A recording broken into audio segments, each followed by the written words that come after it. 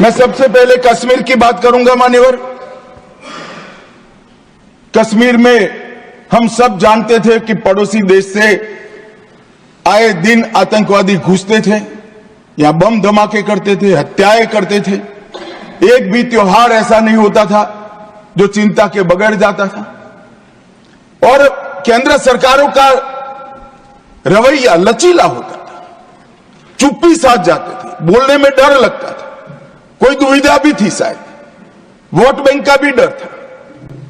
नरेंद्र मोदी जी के आने के बाद आतंकवाद के खिलाफ जीरो टॉलरेंस की नीति प्रधानमंत्री की ने। हमारे आने के बाद भी हमले हुए, उरी पर हुआ, पुलवामा पर हुआ। पहले हमले होते थे, कुछ नहीं होता था, कोई कुछ नहीं बोलता था, जवाब नहीं दिए जाते थे और लोग भूल जाते थे। दिल्ली के अखबारों में कोने में कहीं छपता था, आज 60 लोग शहीद हो गए, मारे गए, बम धमाका हुआ। मगर कोई संवेदना तक समाप्त हो जाए, वहां तक चीजें लिंगरिंग रहती गई, लिंगरिंग रहती गई, लिंगरिंग रहती। मोदी जी के आने के बाद उरी और पुलवामा में हमला हुआ। 10 ही दिन में पाकिस्तान के घर में घुसकर सर्जिकल स्ट्राइक और एयर स्ट्राइक कर जवाब दिया।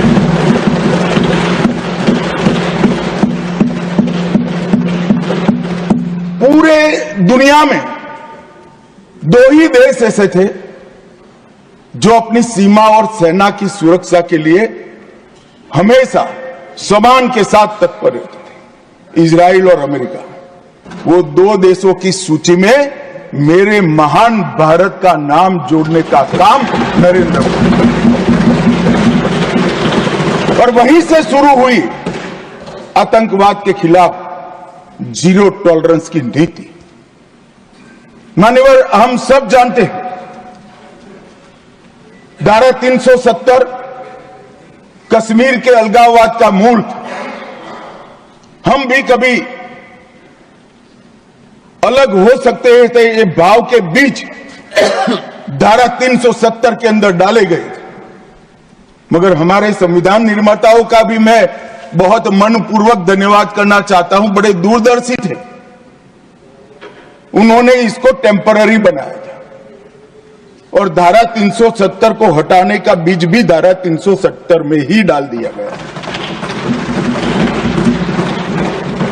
मगर राजनीतिक मजबूरी, वोट बैंक की पॉलिटिक्स, हमारे पुरखों ने धारा 370 डाली है, हम नहीं हटाएंगे, ऐसी जिद धारा 370 को लेकर चलती रही, कई सालों तक चली। और मान्यवर, यही सदन में 5 अगस्त 2019 में मोदी जी ने धारा 370 को समाप्त। हमारे संविधान निर्माताओं का वो स्वप्न कि एक देश में 2 प्रधान, 2 विधान, 2 निशान नहीं होंगे, कैसे हो सकता है? देश में एक ही प्रधानमंत्री हो सकता है, देश का एक ही संविधान हो सकता है और देश का झंडा भी एक हो सकता है।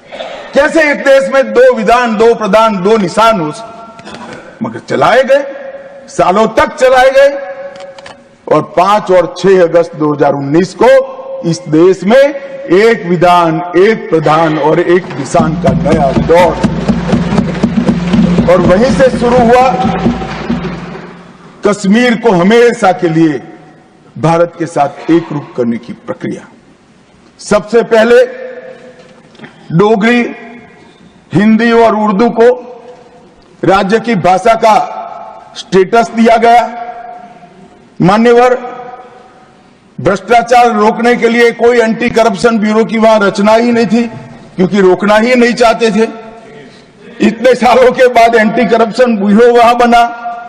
देश के सारे कानून वहां स्वीकार कर लिए गए, चाहे महिलाओं के अधिकार का हो, दलितों के अधिकार का हो, आदिवासियों के अधिकार का हो, बच्चों के अधिकार का हो, ये सारे कानून वहां स्वीकार कर लिए गए। पठानकोट से एक नाका परमिट रखी गई थी, एक भाव खड़ा करने के लिए कि देश के हिस्से में आप नहीं जा रहे हो, पठानकोट की नाका परमिट को नरेंद्र मोदी जी ने समाप्त कर दिया और नया दौर शुरू हुआ लोकतंत्र का, खुशहाली का, विकास का।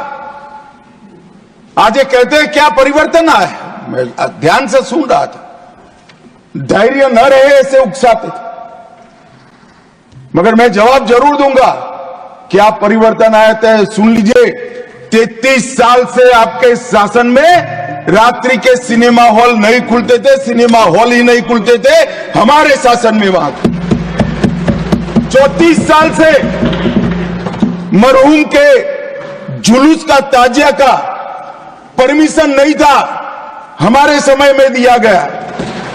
G20 की बैठक में दुनिया भर के डिप्लोमेट्स वहां शांति से गए, कश्मीर की संस्कृति, संगीत, खाना और कश्मीर की खूबसूरती को एंजॉय कर वो अपने अपने देश में वापिस गए।